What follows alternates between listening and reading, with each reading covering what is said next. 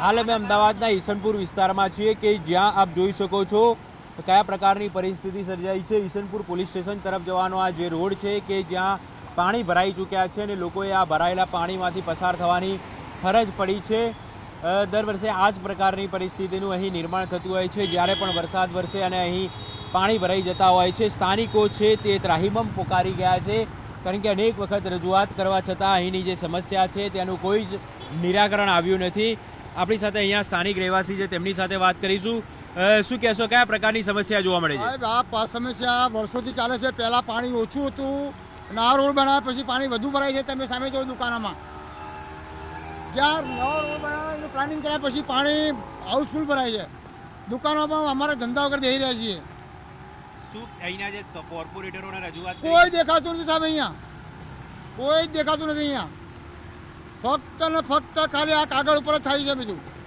તો આપ જોઈ શકો છો અહીં જે દુકાનો છે તે દુકાનોમાં પણ પાણી ભરાઈ ચૂકવાની શક્યતાઓ છે, કારણ કે જો થોડો વરસાદ વરસે તો આ પાણી છે તે દુકાનોમાં પણ ઘૂસી જાય છે અને જ્યારે પણ આ પ્રકારની અહીં સમસ્યા જોવા મળતી હોય છે, પાણી ભરાઈ જતા હોય છે, ત્યારે વેપાર ધંધા છે તે પણ ઠપ જોવા મળતા હોય છે। પરિણામે વેપારીઓએ પણ નુકસાન ભોગવવાનો વખત આવે છે। હાલ અમે અમદાવાદના ઈસનપુર વિસ્તારમાં છીએ કે જ્યાં આપ જોઈ શકો છો કયા પ્રકારની પરિસ્થિતિ સર્જાઈ છે। ઈસનપુર પોલીસ સ્ટેશન તરફ જવાનો આ જે રોડ છે કે જ્યાં પાણી ભરાઈ ચૂક્યા છે અને લોકોએ આ ભરાયેલા પાણીમાંથી પસાર થવાની ફરજ પડી છે। દર વર્ષે આ જ પ્રકારની પરિસ્થિતિનું અહીં નિર્માણ થતું હોય છે। જ્યારે પણ વરસાદ વરસે અને અહીં પાણી ભરાઈ જતા હોય છે, સ્થાનિકો છે તે ત્રાહિમામ પોકારી ગયા છે, કારણ કે અનેક વખત રજૂઆત કરવા છતાં અહીંની જે સમસ્યા છે તેનું કોઈ જ નિરાકરણ આવ્યું નથી। આપણી સાથે અહીંયા સ્થાનિક રહેવાસી છે, તેમની સાથે વાત કરીશું। શું કહેશો, કયા પ્રકારની સમસ્યા જોવા મળે છે? આ સમસ્યા વર્ષોથી ચાલે છે। પહેલા પાણી ઓછું હતું અને આ રોડ બનાવ્યા પછી પાણી વધુ ભરાય છે। તમે સામે જો દુકાનોમાં જ્યાં નવો રોડ બનાવવાનું પ્લાનિંગ કર્યા પછી પાણી હાઉસફુલ ભરાય છે। દુકાનોમાં અમારા ધંધા વગર બેસી રહ્યા છીએ। શું અહીંના જે કોર્પોરેટરોને રજૂઆત કોઈ દેખાતું નથી સાહેબ, અહીંયા કોઈ જ દેખાતું નથી। અહીંયા ફક્ત ને ફક્ત ખાલી આ કાગળ ઉપર જ થાય છે બધું। તો આપ જોઈ શકો છો અહીં જે દુકાનો છે તે દુકાનોમાં પણ પાણી ભરાઈ ચૂકવાની શક્યતાઓ છે, કારણ કે જો થોડો વરસાદ વરસે તો આ પાણી છે તે દુકાનોમાં પણ ઘૂસી જાય છે અને જ્યારે પણ આ પ્રકારની અહીં સમસ્યા જોવા મળતી હોય છે, પાણી ભરાઈ જતા હોય છે, ત્યારે વેપાર ધંધા છે તે પણ ઠપ જોવા મળતા હોય છે। પરિણામે વેપારીઓએ પણ નુકસાન ભોગવવાનો વખત આવે છે।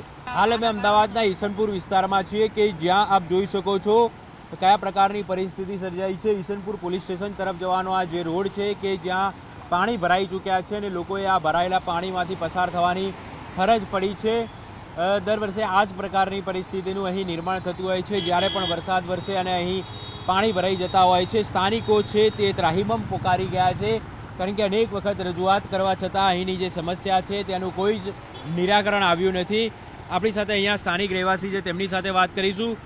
શું કહેશો, કયા પ્રકારની સમસ્યા જોવા મળે છે? આ સમસ્યા વર્ષોથી ચાલે છે। પહેલા પાણી ઓછું હતું અને આ રોડ બનાવ્યા પછી પાણી વધુ ભરાય છે। તમે સામે જો દુકાનોમાં જ્યાં નવો રોડ બનાવવાનું પ્લાનિંગ કર્યા પછી પાણી હાઉસફુલ ભરાય છે।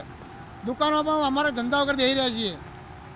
શું અહીંના જે કોર્પોરેટરોને રજૂઆત કોઈ દેખાતું નથી સાહેબ, અહીંયા કોઈ જ દેખાતું નથી। અહીંયા ફક્ત ને ફક્ત ખાલી આ કાગળ ઉપર જ થાય છે બધું। તો આપ જોઈ શકો છો અહીં જે દુકાનો છે તે દુકાનોમાં પણ પાણી ભરાઈ ચૂકવાની શક્યતાઓ છે, કારણ કે જો થોડો વરસાદ વરસે તો આ પાણી છે તે દુકાનોમાં પણ ઘૂસી જાય છે અને જ્યારે પણ આ પ્રકારની અહીં સમસ્યા જોવા મળતી હોય છે, પાણી ભરાઈ જતા હોય છે, ત્યારે વેપાર ધંધા છે તે પણ ઠપ જોવા મળતા હોય છે। પરિણામે વેપારીઓએ પણ નુકસાન ભોગવવાનો વખત આવે છે। કેમેરામેન પ્રકાશ દેસાઈ સાથે ઋત્વિજ સોની, ન્યૂઝ 18 ગુજરાતી, અમદાવાદ।